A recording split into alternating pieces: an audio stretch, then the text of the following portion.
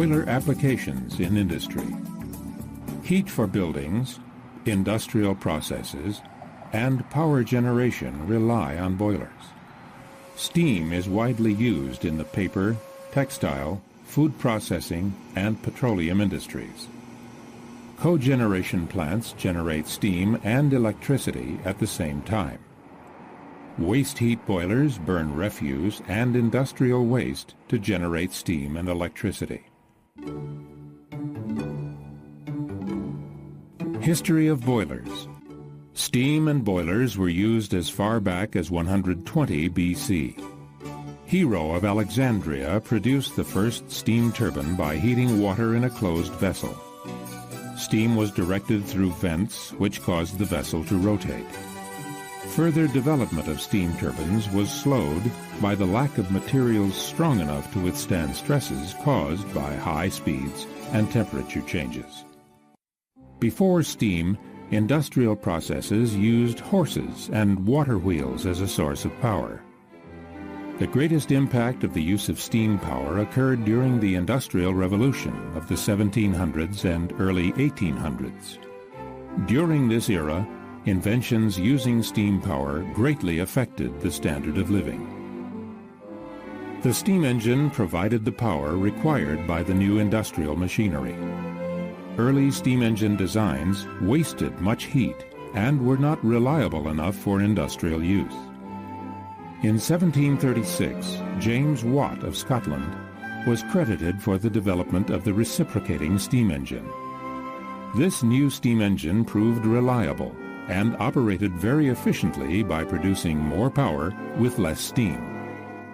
Larger, more efficient boilers were developed to generate the steam used in the operation of steam engines. In the late 19th century, new metals which could withstand high operating temperatures advanced the development of the steam turbine. Today, steam turbines have, in most instances, replaced steam engines. Boiler operation theory. A steam boiler consists of a closed container, water, and heat. The closed container holds the water, transfers the heat to the water to make steam, and collects the steam that is produced. Heat is most commonly generated by the combustion of a fuel. To produce steam, heat is applied under the container.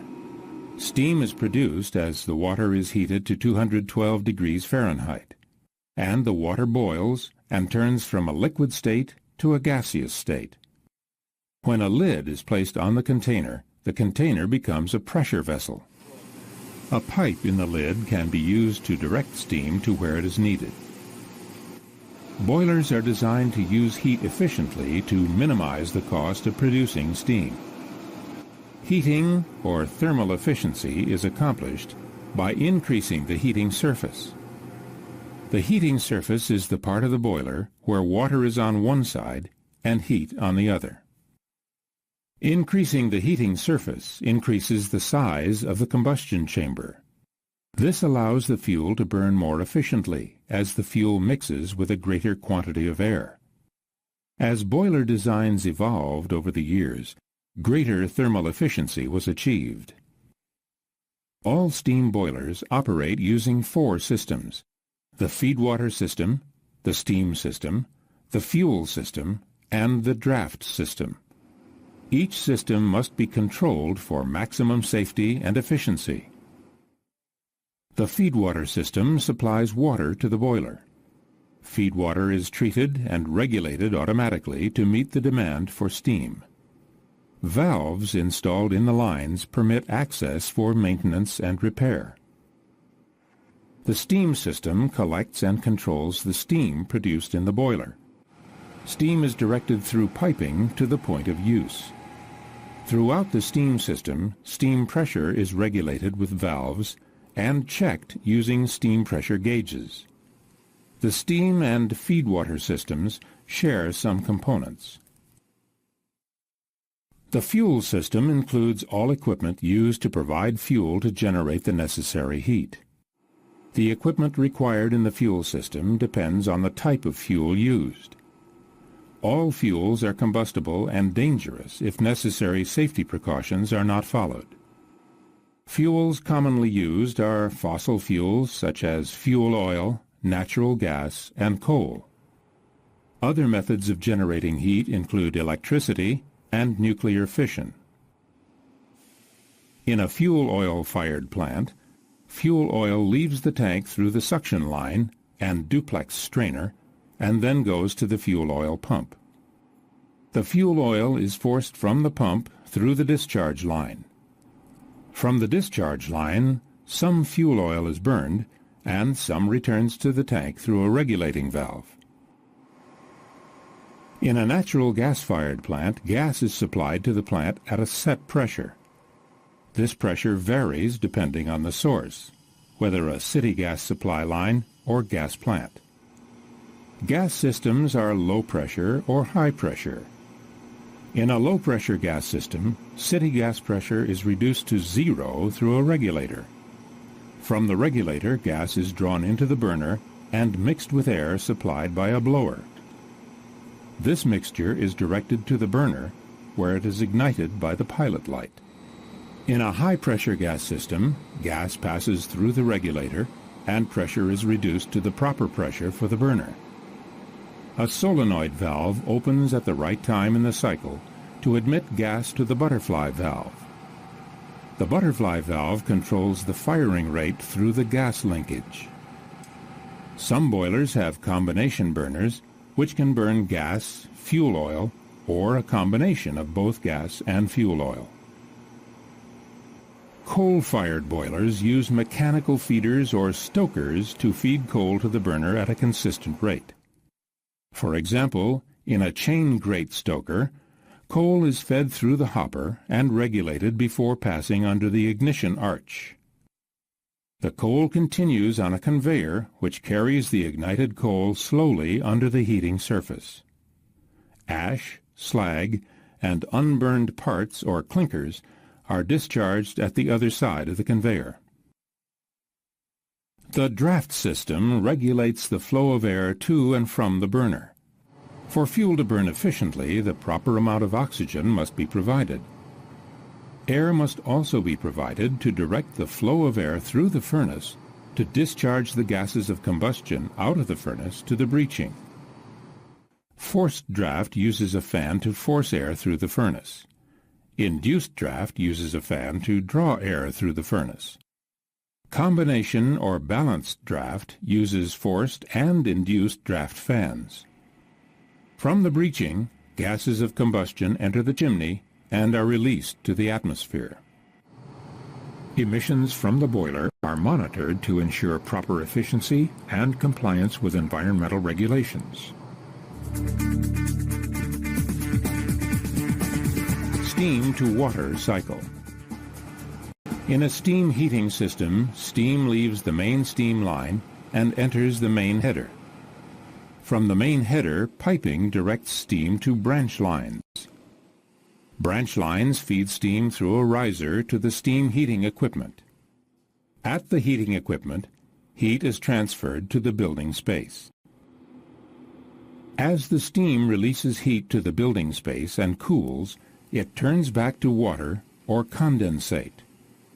The condensate is separated from the steam by a steam trap. The steam trap allows condensate to pass through, but not steam.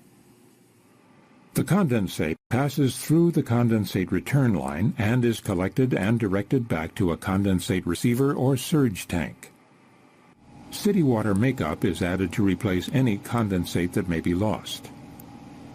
Condensate and makeup water from the surge tank are directed back to the boiler as feed water to repeat the steam-to-water process.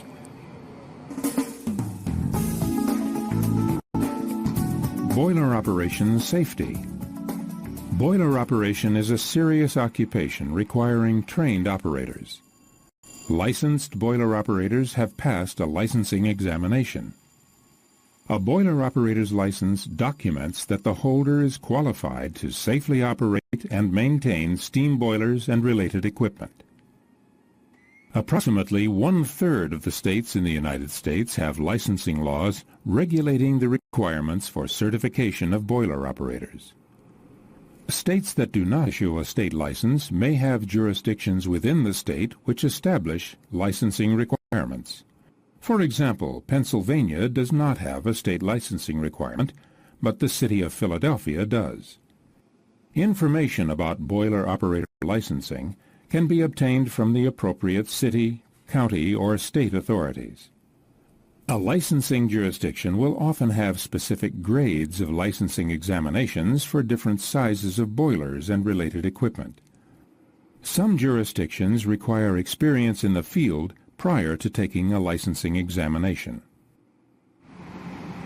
Most boiler operators are responsible for other tasks, such as the maintenance and repair of the electrical, plumbing, and mechanical systems. These tasks usually require the boiler operator to obtain a specific license or certification to be qualified. A boiler operator's licensing examination typically consists of a variety of true-false, multiple choice, completion, and essay questions. Some examinations may require the demonstration of practical boiler operation skills, such as blowing down a gauge glass.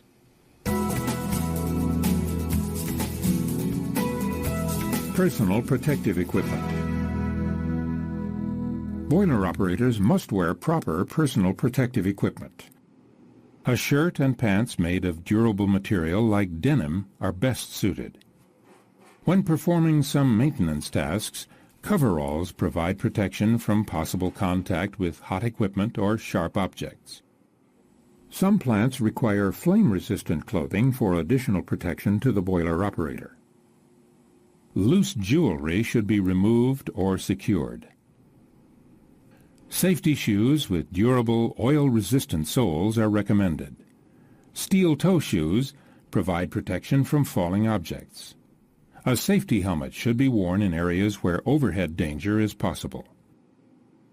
Proper eye protection should be worn when working with feedwater chemicals, inspecting the fire in the furnace, or other potentially hazardous activities.